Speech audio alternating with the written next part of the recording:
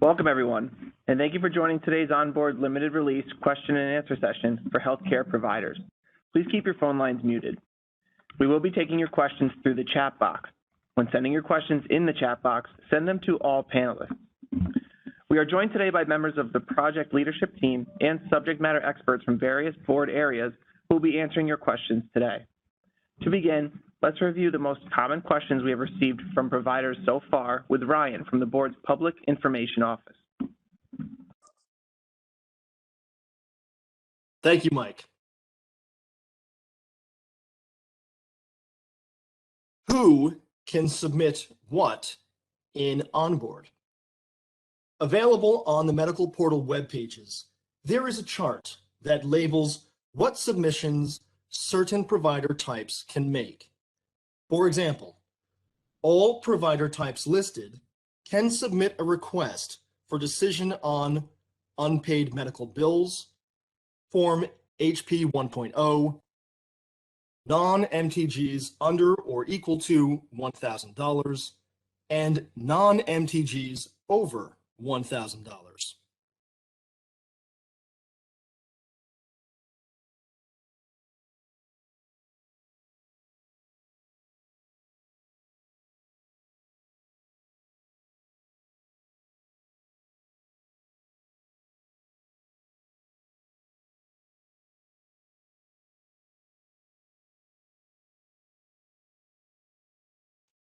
What is the required time frame for PAR responses?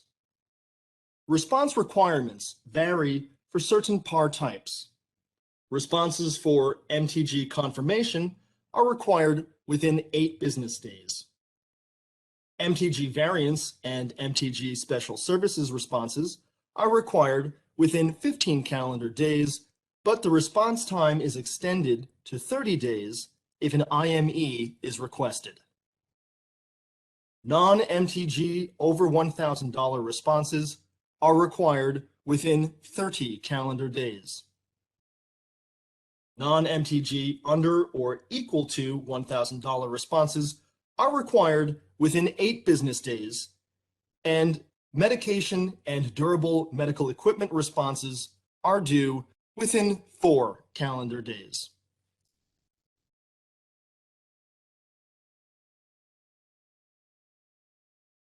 What is the difference between a provider delegate and billing delegate? Provider delegates can draft PARs and draft and submit HP 1.0s. Billing delegates can draft and submit HP 1.0s.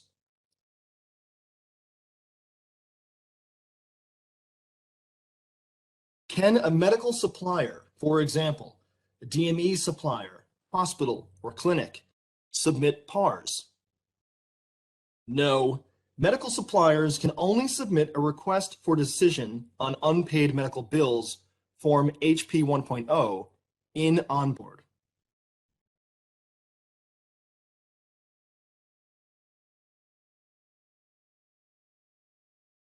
Can I create my own user ID for the medical portal? No, all providers and medical suppliers must register on the board's website. Select Access and Administration. Scroll down to the Sign Up button. Delegates must be added by the provider and will be sent a user ID after the request is processed by the board.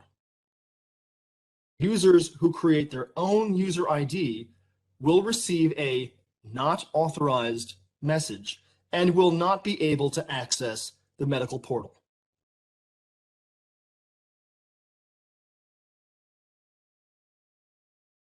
Will we need to know the CPT code? The CPT code or the description can be entered. After entering 3 numbers or characters, options for selection will appear.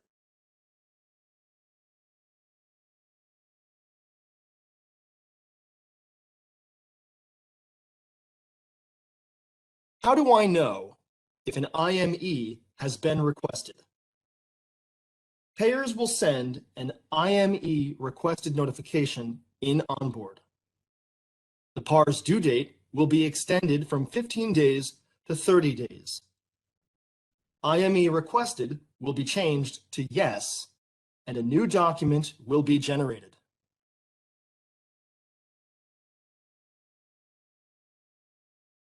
Will an order of the chair generate a document in OnBoard? Yes. The form name will be PAR, then the PAR type, order of the chair. You can download or print the document directly in the Documents section, or you can select the document ID to view the order of the chair in OnBoard.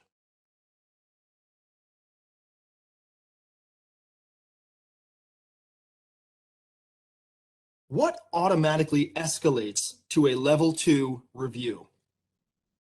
Any Level 1 grant, in part or denial, for medical reasons will automatically be reviewed by the payer's Level 2 reviewer. The exception to this is medication PARs, where any response from the Level 1 reviewer needs to be manually escalated by the healthcare provider to receive a Level 2 review.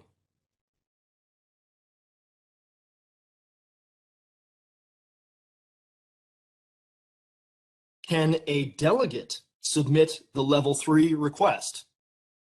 Yes, a provider's delegate can escalate a PAR for Level 3 review from the board's medical director's office.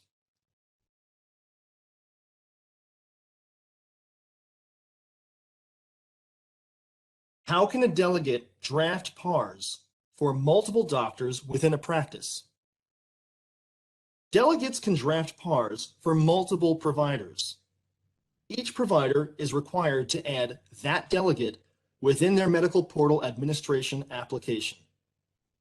The delegate will be able to draft PARs or submit Form HP 1.0 for all providers under their user ID and password. The delegate will see all PARs they have drafted in their draft eForms queue. Individual providers will only see the PARs drafted on their behalf that they must then submit.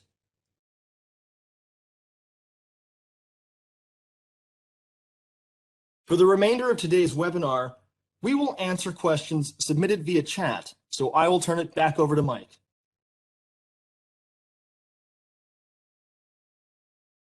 Thank you, Ryan. If you have any questions, please submit them in the chat box. We will take a brief moment now to review the questions submitted, and we will be back shortly. Thank you.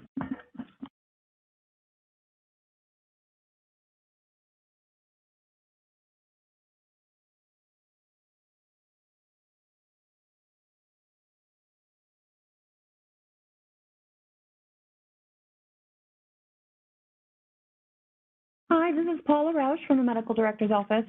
We have a couple questions kind of lumped together here. When submitting a surgery auth, how do you ask for physician assistant authorization? You wouldn't. The prior authorizations are for the procedures, and whatever is the standard of care for the particular procedure. If it requires a physician assistant, then they would be able to be present, and you just have to bill for them after. How do you request post-operative physical therapy?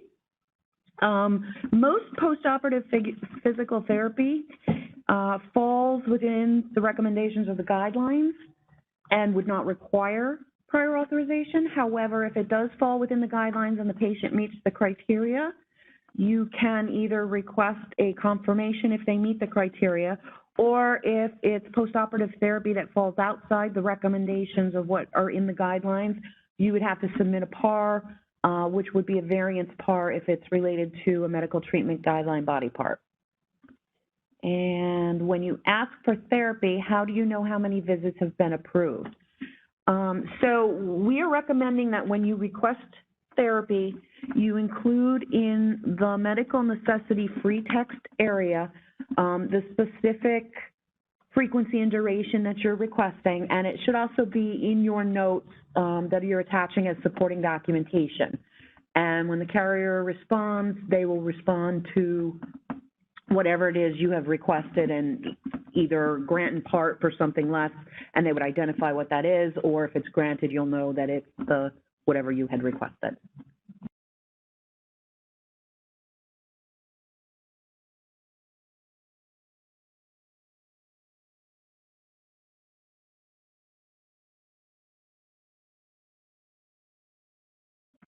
Hi, there's a question about how do you print a response, and can you print the response after you receive it from a payer? Yes, you can. Every response has a PDF generated. What you will do is actually either go within the PAR details or the submitted e-form. When you pull that up, there's usually an actions button that you can then select print. I would also highly encourage that folks visit the board website. On the top of the website, there's a button called Learn About OnBoard. When you click on that, there's the different types of stakeholders. So if you're a healthcare provider, you can click Training under the Provider section. And then there's a section called Generated Documents. If you click on that button, there's actually screenshots that will walk you step by step through printing those documents from either the PAR details or the Submitted e-forms tab.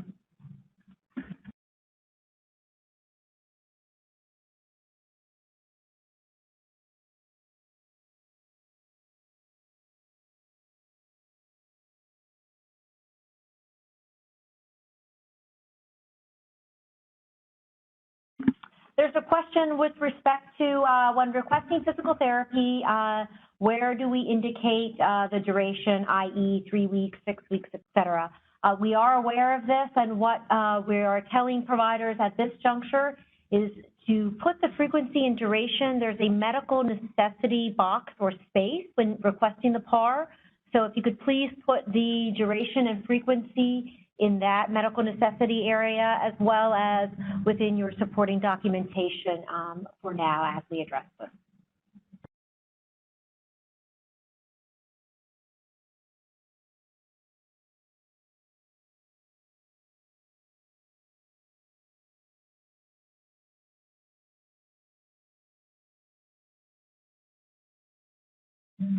The next question, if the requesting provider only submits one CPT code, thinking that that is all that is needed for physical or occupational therapy because of frequency and duration on the claim as authorized, can the payer deny other CPT codes? And the answer is yes.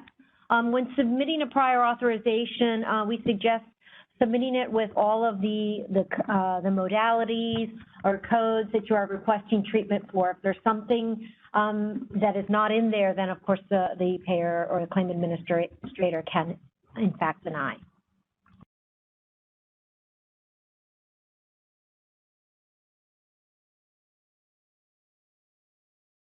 There's a question about level 2 denial, how long that provider has to submit their level 3 review. It is 10 days, and the time expires at 11:59 Eastern time on the due date for that 10 days. There's a question from a provider. They received an error that says their provider authorization status does not allow them to submit a PAR. What do they do? There's two different errors within the portal. One specifically about the authorization status. If you're a New York licensed provider, you have to be board authorized to submit that request.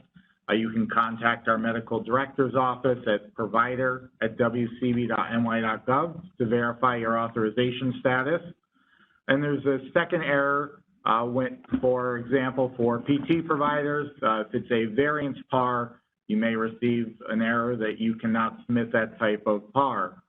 For those, the board does have a chart of who can do what on the board website. Again, under Learn About OnBoard, if you go to Overview under Providers and what is a PAR in the menu, you will be able to see the chart and what provider types can submit what PARs.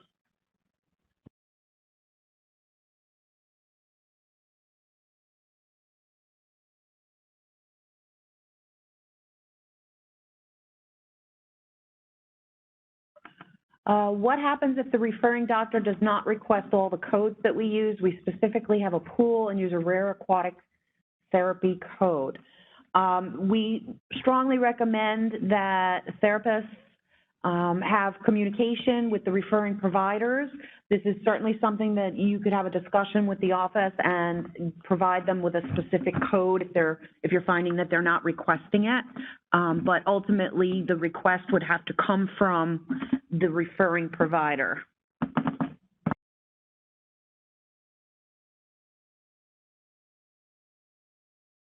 And related to that, we have a question about if a physical therapist can log into the portal and see the prior authorization request, and the answer to that is no. Only the submitting provider and their delegates have access to the prior authorization request. We have a question, do the physicians need to be on the board in order to submit authorization requests? Physicians need to be registered to use the OnBoard system.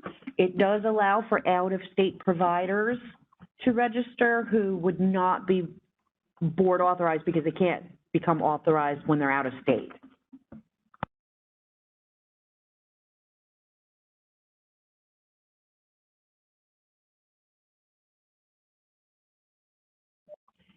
If a patient is being treated for physical therapy for bilateral knees, do you need to submit one for left and one for right? No, the answer is you would choose bilateral. There's a drop down for the providers who are requesting this to pick right, left, or bilateral.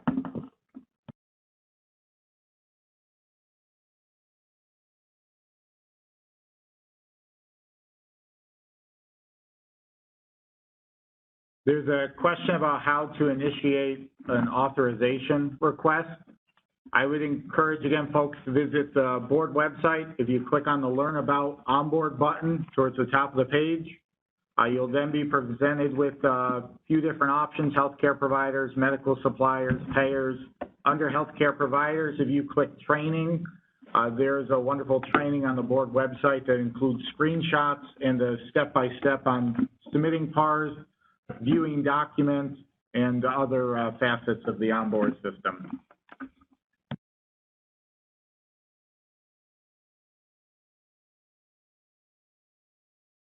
Hi, there's a question with respect to dentists. Dentists can, in fact, register to use the OnBoard system, and they would submit a prior authorization using CDT codes, not CPT codes.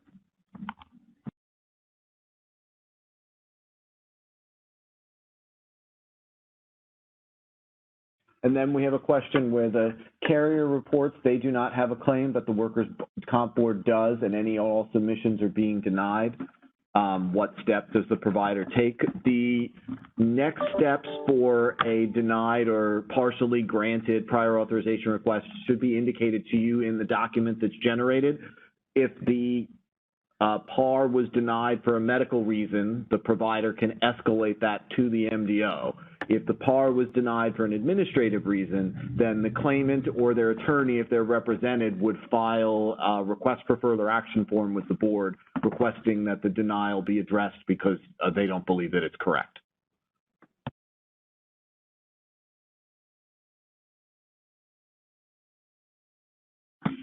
There's a question asking if the body parts for MTG versus non-MTG have changed or if they're the same.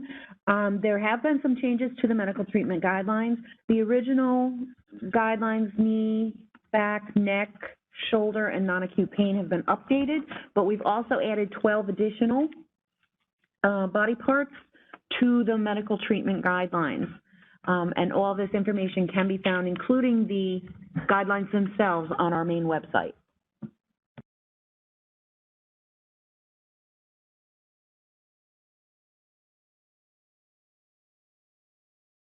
Hi, and we have a question about authorization for home health services.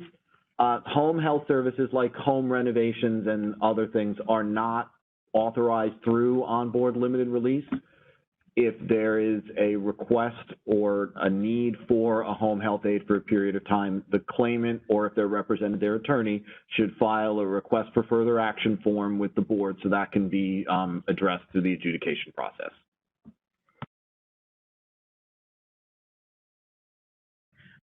There's a question about whether providers are required to follow the medical treatment guidelines with no authorization required, or whether it's mandatory to submit everything for treatment on board. apparently, it looks like adjusters have been advising that everything needs to go through OnBoard. The medical treatment guidelines, that part has not changed. If the patient's clinical picture meets the criteria noted in the guidelines, authorization is not required. However, the providers have the option of submitting authorization for something that they feel meets the criteria, in which case it's a confirmation PAR. This is optional for providers, but it's mandatory for carriers to respond.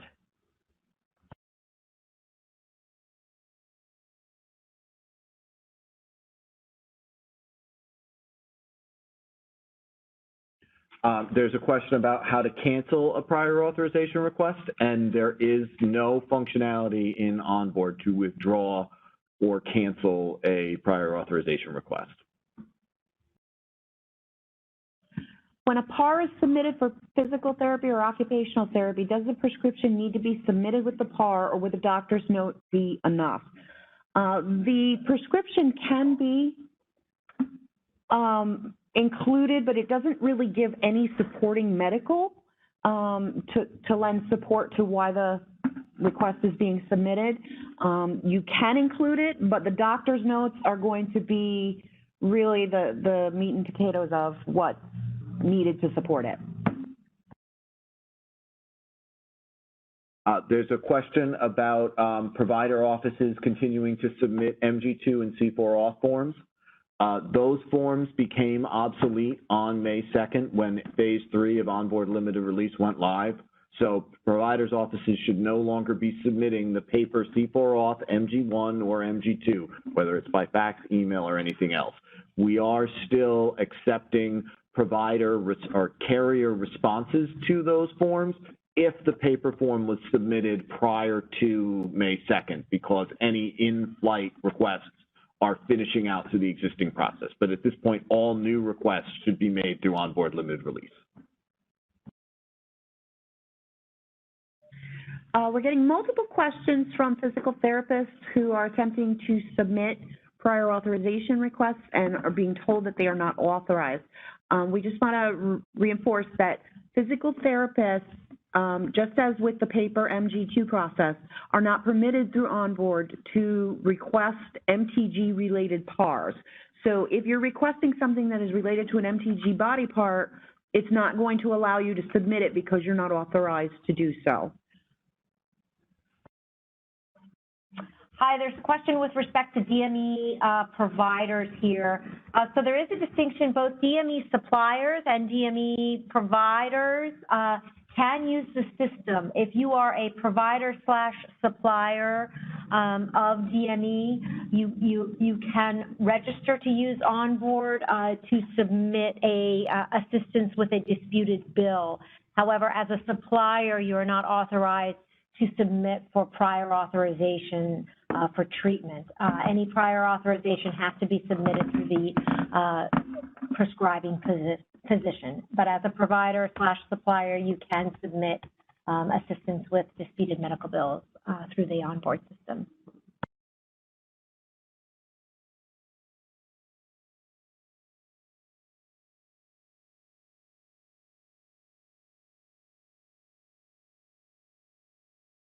We have a question on whether an authorized treating provider must request an MRI, which is recommended by the applicable MTG, and whether that has to be done through the medical portal. Again, the treating provider who is requesting the MRI would be responsible for determining whether or not the patient's clinical picture meets the criteria noted for the MRI. If it's recommended and the patient's clinical picture meets, then no authorization is required. And if the provider chooses to do a confirmation, then yes, it would have to go through the portal. If it does not meet the criteria, then yes, the provider would have to request it through the medical portal.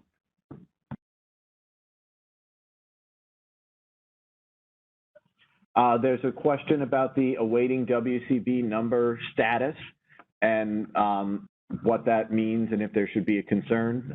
We strongly encourage when providers are completing their prior authorization requests to make every effort possible to match to an existing claim in the system using the criteria that's available.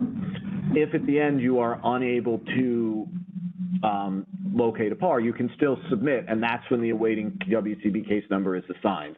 WCB will then attempt to match that PAR to a case ourselves, or we may end up having to assemble a new case if it's necessary. And that may take a little while before the response goes back, is then forwarded to the carrier. But in the vast majority of instances, when it says awaiting WCB case number, a case number will be assigned to the PAR and it'll be routed. It's just more efficient if you are able to match it yourself.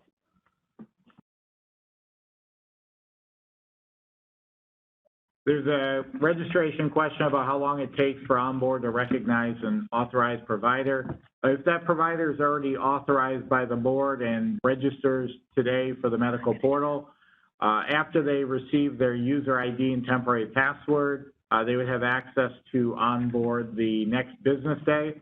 If that provider is not board authorized and going through that process, they would need to complete that board authorization request to treat workers' comp patients. And after they're authorized through the board, again, by the next business day, they should have access.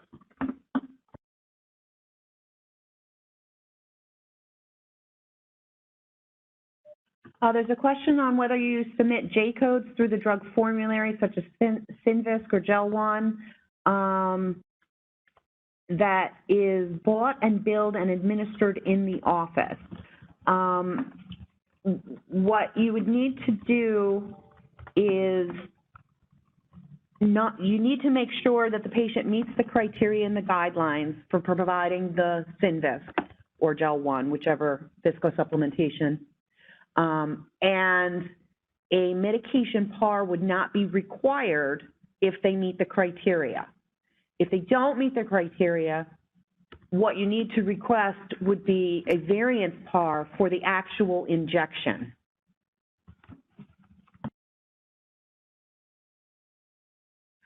There's a question asking what the difference between accepted and consistent with the guidelines means. The guidelines lay out what is considered a standard of care and provides recommendations for what could be done if the patient meets the criteria in the guidelines. So just because it's in the guidelines does not necessarily mean that it's appropriate for every patient. The difference is consistent with the guidelines means that the patient's clinical picture meets the criteria that's listed in the guidelines for whatever service or procedure you're hoping to perform.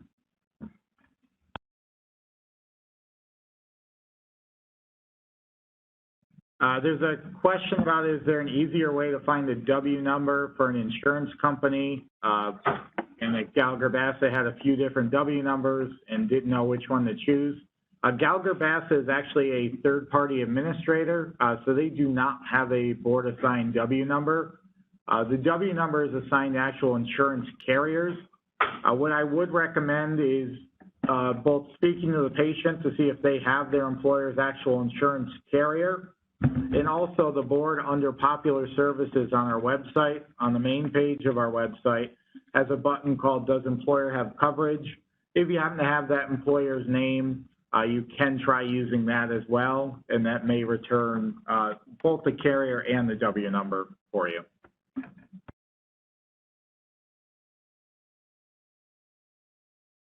There's a question from someone who is a delegate.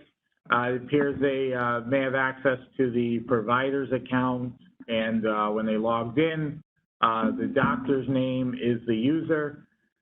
So ultimately, while we do not encourage providers to give out their credentials, if you are logged in as a provider, you would have access as the provider to submit the request.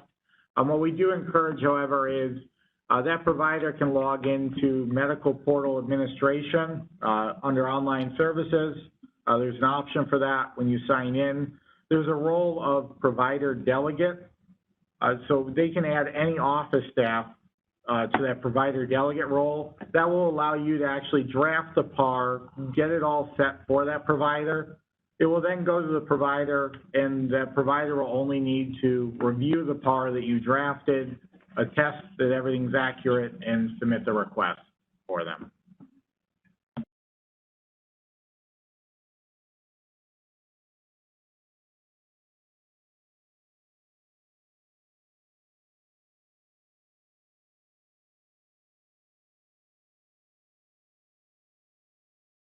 There's a question, can you be a delegate for multiple providers? The answer to that is yes, it's actually quite common.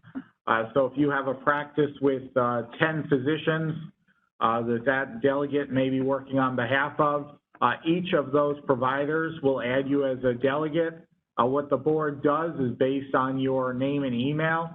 After your account is created the first time, we will actually match up your access to that first account. So for you as a delegate, you should just have one user ID and password to log in. And then when you go to submit a PAR or an HP1, you'll be presented with an option to select which provider you're drafting the PAR or submitting the HP1 on behalf of that day.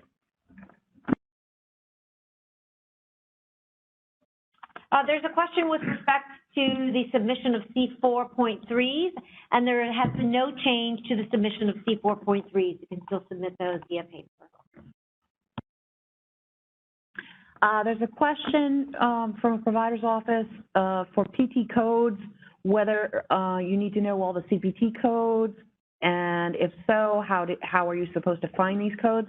As the provider's office, who is completing the PAR in advance for the physical therapist, you don't need to know the CPT codes. What you do need to know are the modalities that the referring provider is requesting. So just as with the paper process for the MG2, this has not changed. You would need to request all modalities that the provider is looking for the person to have.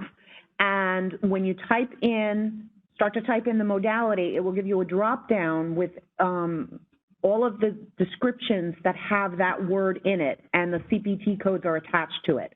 So the only thing you need to know when requesting the PAR is the modality that the provider is requesting, and the system will give you the CPT codes.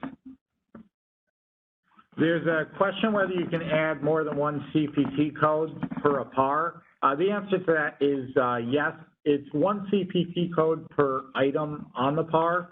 When you create the authorization request, there's a button, add another item. When you click that, you can add additional items to that same PAR request. So you do not have to repeat the case search and do that all over again. You can do it all within that same PAR. And if anyone has questions on how to do that, again, on our board website, under Learn About OnBoard, under the Training for Providers, there's actually an option for submitting a treatment or testing PAR, and there are screenshots in there on how to do that. Where can a licensed acupuncturist request access to OnBoard portal? This acupuncturist already has a New York Gov ID, but there are no options for her to submit PARs. So acupuncturists are allowed to submit PARs.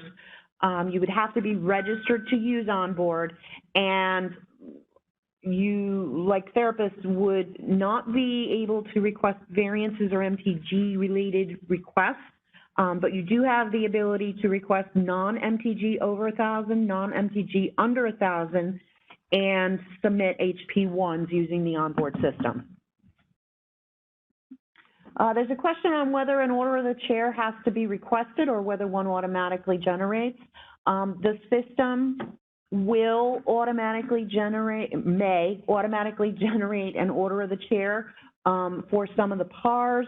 There are some exceptions to this with therapeutic categories in medications, but you do not need to request an order of the chair. The system will take care of that.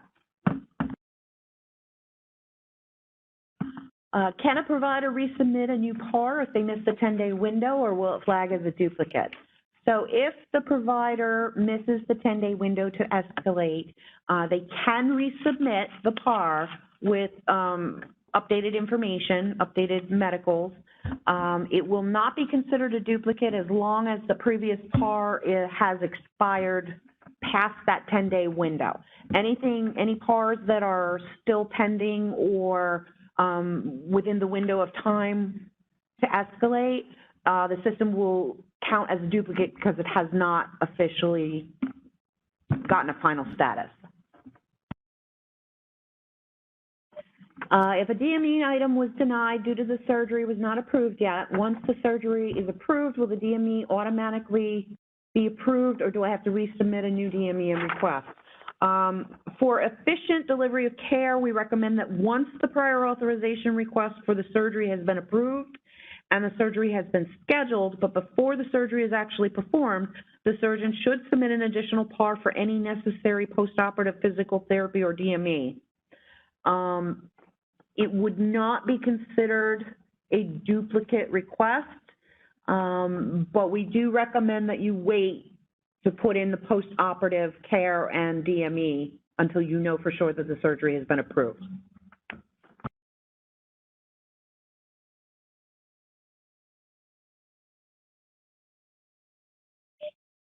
There's a question about, for providers, how they register for the medical portal.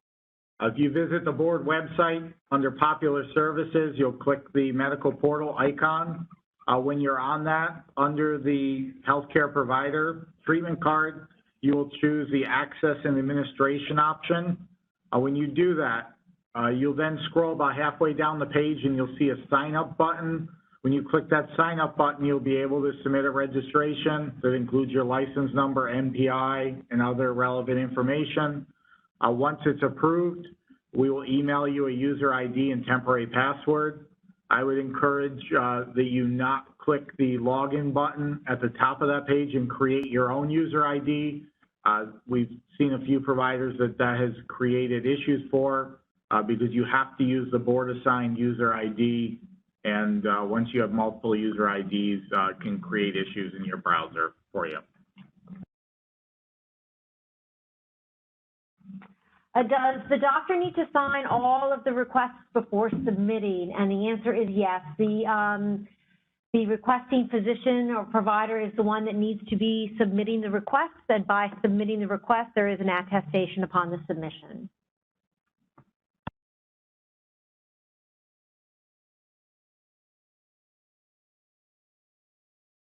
The next question, can a PAR be amended to add codes after a PAR is determined? Unfortunately, the system does not allow for PARs to be amended once they are submitted. So be sure with what you're submitting upon pressing send.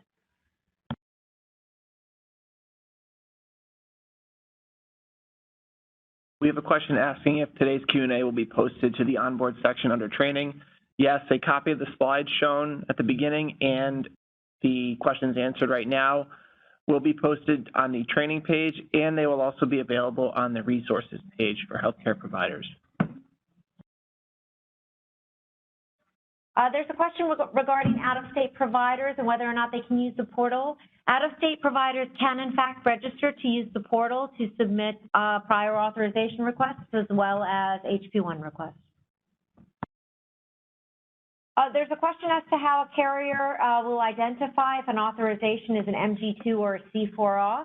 And the onboard system will identify it, but just keep in mind the C4 authorization as well as the MG2s are no longer being accepted. So the MG2 will be seen as a prior authorization request for a variant, and the C4 auth will be seen as a prior authorization request for special services or non-MTG over and under 1,000.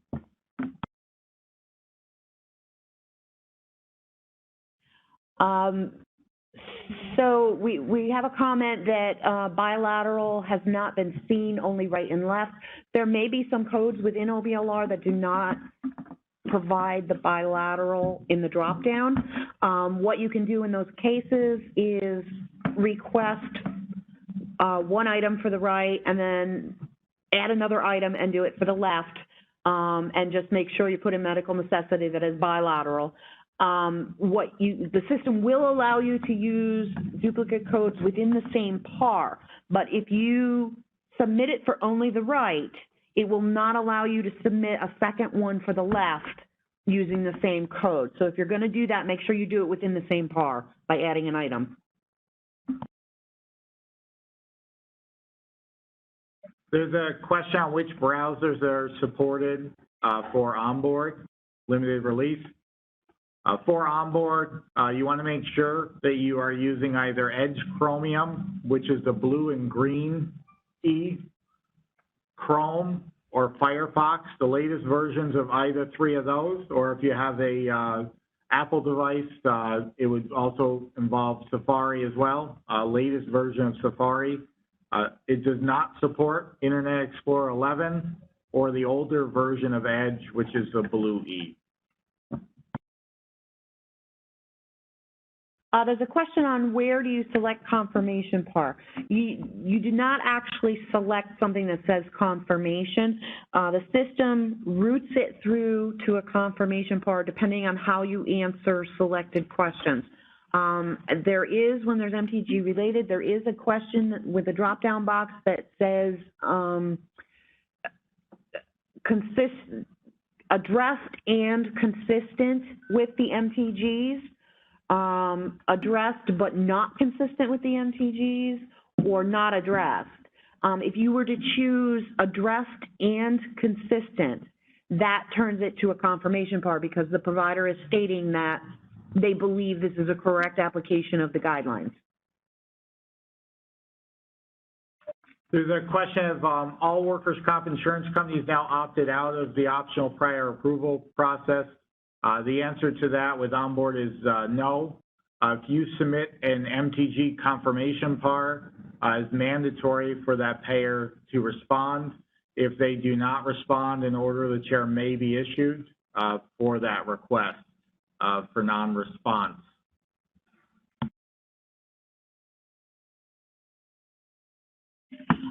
We have a question for someone that says they submitted an MG2 request on 4/27/22, but the carrier indicated on 5/10/22 that they will not respond as this method is no longer used. What can I do? Depending on what the MG2 request was for, if it was for treatment and not DME, you would have to have the patient or the patient's attorney request a review of that denial. Because it was submitted prior to OnBoard limited release, it should go through the paper process to the finish line. But if it was for DME, then you'd have to resubmit a new PAR because it would be a DME PAR. There's a question about who actually approves the PAR when it's sent, that carriers do not approve them. The answer to that is it depends. It's the claim administrator for that claim. So if in that case there's a third-party administrator, for example, Gallagher Bassett, that request would route to Gallagher Bassett to respond to that request. However, if the insurance carrier is administering that claim on their own, for example, the state insurance fund, that request would route to that insurance carrier, state insurance fund, to respond to the request. There is a question about how to submit the HP1 form. Once you've logged in to OnBoard, in the upper right, there's a submit request button, and you would choose either the prior authorization request if you're the provider or provider delegate, or HP1 if you're looking to submit the HP1. And again, I wanted to add the training resources on the board website. If you click the Learn About OnBoard button and under Provider and Training, there is step-by-step training, including screenshots on how to submit both the PARs and the HP1 request. Okay, and that will conclude today's webinar. Thank you all for participating. We hope today's webinar helped answer your questions that you had about OnBoard Limited Release Phase 3. If you have any questions following the webinar or we didn't get to your question today, you can email onboard@wcb.ny.gov or call 877-632-4996. If you have not already, Subscribe to receive WCB notifications, where we will send all information about OnBoard. Visit the OnBoard webpage for all information and resources available for you. At the closing of this webinar, you will be linked to a survey. Your input here is greatly appreciated and will help us plan and improve future sessions and update our OnBoard resources. Thank you all again and have a wonderful day.